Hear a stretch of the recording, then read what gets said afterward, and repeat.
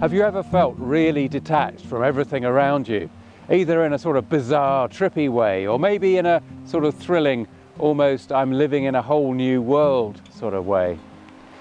Maybe you felt like synchronicities are flowing so fast and the universe seems to understand you so well that you feel like you've discovered the secret to life itself. And is that sending your mind racing in a euphoric high? Well, a spiritual awakening can sometimes feel like that. That's when the term spiritual shock is perhaps more appropriate. And while the highs are okay, you also have to come back to Earth to function effectively in our collective reality.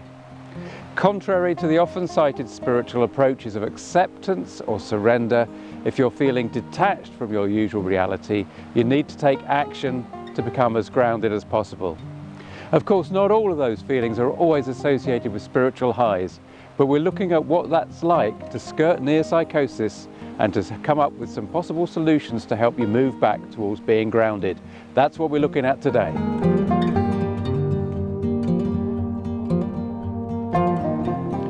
Hello there, my name's Tim Walter. I'm a house healer and an alternative life coach. I help create improved well-being by reducing geopathic stress and connecting people to their intuition for a new understanding of life. And we do that by using meditation, mindfulness and dowsing. So, if you want to nurture a practical, spiritual and intuitive viewpoint on life, click subscribe, click the grey bell icon to get notified every time I upload a video or do a live Q&A. In my last video, I talked to my brother Steve, who some years ago experienced 2 serious psychotic episodes. Steve recognises that, in part, his build-up of stress that led to his breakdowns developed from ignoring and burying a need to face demanding, life-changing decisions. And when such stress builds up, it can cause us to become detached from our usual reality. And sometimes a spiritual awakening can also be a part of the stress-inducing, life-changing forces. Steve has his own views on spirituality and doesn't share all of my opinions, but what we do share is experience of psychosis. Although my brief trips into that aspect of reality were far less demanding than Steve's were. Steve battled full-on psychosis for 2 prolonged periods of his life, whereas my experience was a drifting away only for short periods of time due to anxiety attacks. But both experiences had catalysts of stress and an underlying demand for life change buried within them. Today I want to share with you some basic tips on how to stop the spiralling, racing mind getting out of control, and some ways to bring yourself back if you feel things are all getting too much for you and you feel yourself becoming too detached from your usual state of mind. These are small things that may help if you feel yourself starting to become too detached and overly euphoric or manic. Now, if you know somebody who seems to be developing an unusual attitude to life, or their behaviour has become unlike their usual self, then they may possibly need to seek experienced psychiatric help from a mainstream medical professional. There's also a voluntary organisation called the Spiritual Crisis Network who can help. They do a great deal of work, and contact details for them can be found in the information below this video or by clicking on the link that's showing on the screen now to one of their videos. Sometimes it's simply a matter of grounding yourself more, and I'll show you a very simple little exercise that may help at the end of this video. But you know, simply getting in touch with nature can help us be more grounded and also help with other mental health conditions such as depression. There is scientific evidence that supports the healing power of the natural world. Let me read this to you. Dr. Mary Carol Hunter, Associate Professor at the University of Michigan, has recently done a study, and she said that spending time in nature reduces stress. But she says, how often and what kind of nature experience will benefit us? Well, she says, our study shows that for the greatest payoff in terms of efficiently lowering levels of the stress hormone cortisol, you should spend 20 to 30 minutes sitting or walking in a place that provides you with a sense of nature. Now bear that in mind, somewhere that provides you with a sense of nature.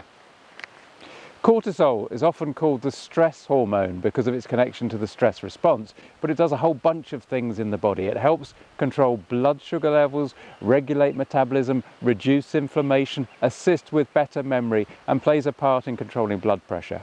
So it's a precious thing to manage. But it gets even better than this, because more research that has been done at the University of Minnesota and picked up by author Lucy Jones for her book, Losing Eden. Now she says, I explored the evidence for mental health benefits of connecting with nature through modern technology via screens, videos and VR headsets. Studies have shown that just looking at pictures of the natural world can give stress reduction and well-being, especially for those that are unwell and unable to leave their houses. And so this research by the scientists in Minnesota continues, the same research that Lucy picked up on.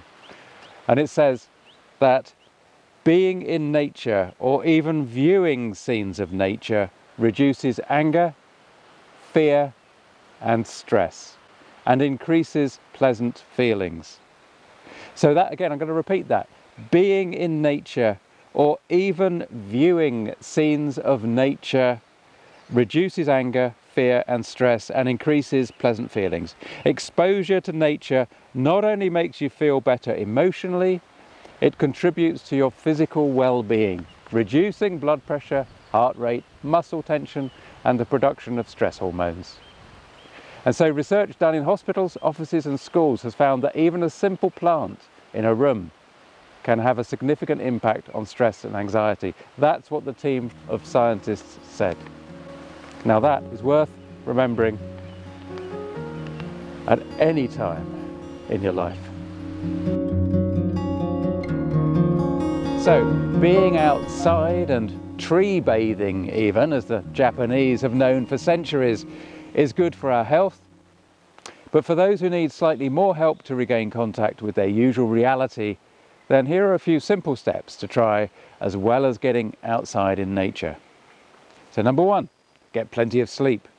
Sometimes if you're in a manic high, then this is going to be difficult. But sleep is the body's best protection and is vital in times of mental health stress. Try a natural sleep remedy before resorting to pharmaceuticals if you are having trouble actually getting to sleep. And obviously if you're in a manic high, then you're going to feel so good in that mania, but you really do need to try to sleep. Pay attention to what you eat. That's the second thing. Become aware of your blood sugar highs and lows.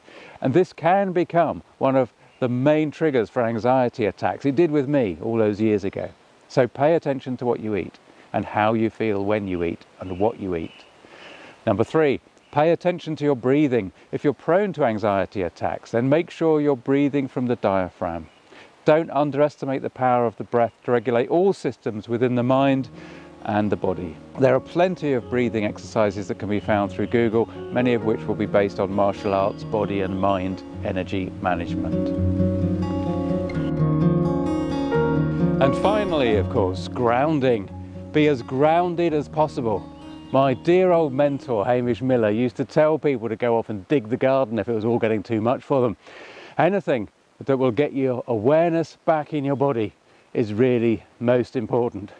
Much runaway thinking is due to the mind racing off in all sorts of imagined scenarios, and it's that can push us into a false reality. Where your intention goes, energy flows, and that includes your mind's energy too. Don't be dragged into a reality from which you can't connect successfully to everyday life. To move your awareness to your body, try this simple Taoist exercise, which can sometimes help. Now this was something that dear old Stephen Russell, the barefoot doctor, taught me. And it's just simply bounce on your heels, allowing your legs to bend at the knee, and keep at it all the time, feeling the weight of your body. This is very simple and effortless, but physical exercise is crucial in keeping you grounded. Remember Steve's words in the previous video. As somebody who's experienced serious psychosis, he now does regular physical exercise that helps him control his perception of his reality by keeping him grounded. Now lastly, if after trying these things a few times you get no respite from your symptoms, then please do visit a medical professional. They will be able to help you, and there is no stigma to imbalances in mental health and nothing to be afraid of or ashamed of. I've included mental well-being on my channel because of the fact that it can be a very real part of a spiritual awakening as our reality shifts. And sometimes these shifts can eventually turn into wonderful gifts. They can herald a new way of seeing the world, but you may have to go through a bumpy patch to go through it. But please, please, please, until next time, take care and look after yourselves.